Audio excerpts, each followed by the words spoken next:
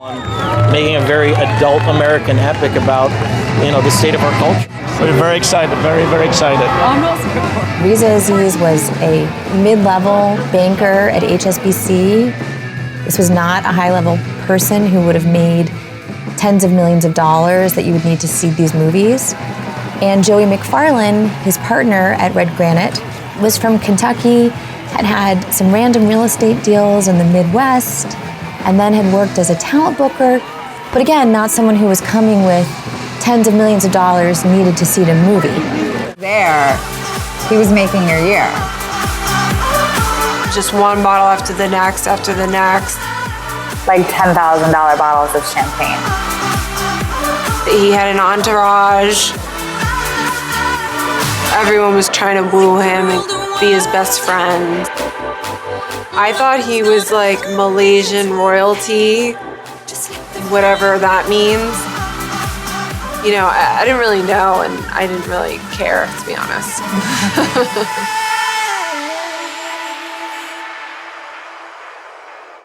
Because of that connection, I knew that this was a two-headed investigation. It was an investigation of Joe Low, and it was an investigation of the Prime Minister of Malaysia.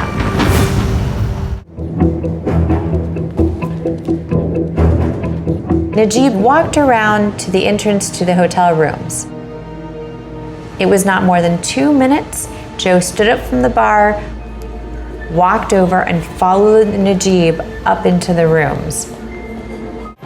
This is a triumph of journalism, of different parties working together around the world to uncover this massive, massive scandal.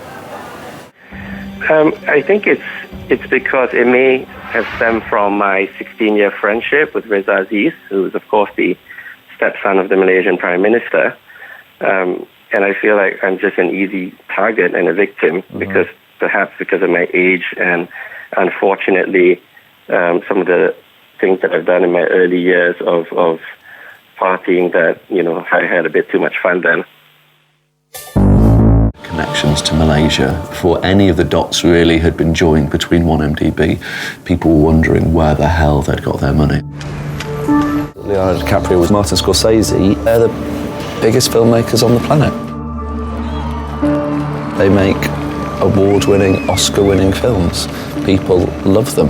How long before they say, we didn't know, or, oh God, this is terrible, we should never have done this? They're going to have to say something at some point. They're public figures.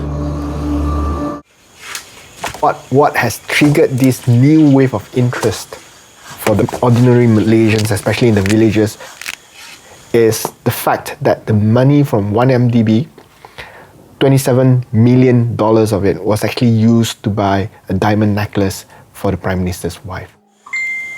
In October of 2015, my LA field office joined the investigation, specifically focusing on Razak Aziz and Red Granite Pictures. The real question is this: was all this legal? Absolutely fucking not. Approximately $238 million was wired to Red Granite Capital in Singapore, an entity controlled by Aziz. This money was then used to fund Red Granite Pictures' operations, including the production of the film The Wolf of Wall Street. If it's proven that in fact the money was embezzled from the government of Malaysia, transferred around the world, and ultimately went into the funding of a movie about the story of a man who stole money and moved it around the world, that's the ultimate irony. Police officers conducted a 3-hour raid on former Premier Najib Tun Razak's safe house in Precinct 10. The boxes filled with handbags, jewelry, and cash kept on coming. $17 million worth of designer handbags and so much cash it took 22 officials with 6 counting machines 3 days to get through it.